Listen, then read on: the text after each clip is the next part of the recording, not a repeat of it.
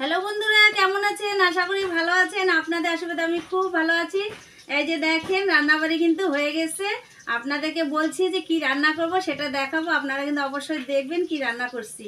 এই যে দেখছেন একটা থালাতে বাড়ছি। এই যে খুদের ভাত করছি, কারণ যে চালের খুদগুলো আছে না, ওগুলা ভাত করছি। আর হচ্ছে এই যে বেগুন ভাজা।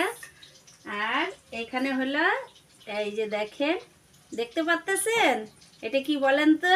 আলুর চোচা বাটা। আর হলো এখানে আলু সিদ্ধ। এই যে আলু সিদ্ধ কিন্তু মাখা হয়ে গেছে। এই যে দেখছেন, শুকলা লঙ্কা দিয়ে আলু সিদ্ধ মাখা হয়েছে। আর এখানে হলো কালকে রাত্রে যে মাংস রান্না করছিলাম, সেই মাংসর তরকারি আছে। দেখছেন, অল্পই আসছে মাংস তরকারিটা, ওরা খাবে। আর এখানে দেখেন, আগে আগে না অনেক গ্রামের বাড়িতে আমরা খুদের ভাত খাইতাম। ওই যে গ্রামে তো রসুন বনে, তা রসুনের যে পাতা আছে সেটা বাটা করে, আর গরম গরম খুদের ভাত। খুদের ভাত রান্না করলে একটু লবণ দিতে হয় ভাতের মধ্যেই, এই জন্য ওই ভাতগুলা খাইতে যা ভালো লাগতো না।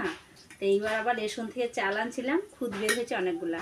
ভাবছি খুদের ভাত করবো। আপনার দাদা ভাইয়ের ওগুলো খুব ভালো লাগে। চামচ কোথায়?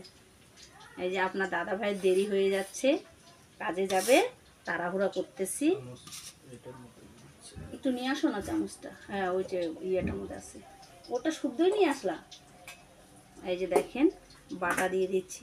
আলু চোচা বাটা কিন্তু সেই ভালো লাগে। তেল দিছি, অনেকগুলা তেল দিছি, কারণ বেশি করে তেল দিলে ভালো লাগে। কেন খুদের ভাত আগে আগে আমরা বাটা দিয়ে খাইতাম, বা হলো বড়া দিয়ে খাইতাম, কিন্তু খুব ভালো লাগে খাইতে। বুঝতে পারলেন? কেন আমি তো বলছি আপনাদেরকে প্রথমেই যে আমার কাছে শুধু মোবাইলে রেসিপি দেখে রান্না নেই, আমার শুধু বাঙালি রান্না, বাটা, শাক, তারপরে মূলা দিয়ে মাছ, মানে আমার কাছে এইসব রান্নাগুলোই বেশি। আমি এইসব রান্নাগুলোই করি, আর এইসব রান্নাগুলো আমাদের ভালো লাগে। কারণ হচ্ছে আমি মোবাইলের রেসিপি দেখে রান্না করি না, কারণ অনেক কিছু উল্টাপাল্টা করে রান্না করে, তো এখন লোকে খায়, ভালো লাগে। এটা রাখো, একটু ওদিকে রাখো, আর একটা তোমার জন্য রেডি করে নিই। আলু সেদ্ধটা হাত দিয়ে দিই, কারণ হচ্ছে এই দেখেন, আমি হচ্ছে লাল আলু নিয়ে আসি, সাদা আলু নিয়ে আসি না। কারণ সাদা আলু মাখা খাইতে ভালো লাগে না।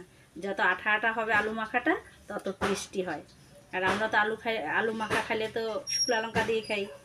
বুঝছেন? সবার জন্য রেডি হয়ে গেল। এখন আপনার দাদা ভাইকে এই থালায় দেবো, কেন ছেলেদেরকে বড় থালায়, আর হলো কান্দা উঁচু থালা। কান্দা বুঝতে পারলেন বন্ধুরা? এই যে সাইড উঁচু, মানে সাইডে উঁচু থাকবে থালাটাতে। দেখছেন, এই ছোটোখাটোর জিনিসগুলো কিন্তু খাইতে টেস্টি লাগে, কিন্তু রান্না করতে যা ঝামেলা, যা টাইম লাগে, রেডি করতে হয়। ঠিক আছে বন্ধুরা, ভালো থাকুন, সুস্থ থাকুন, রাখি।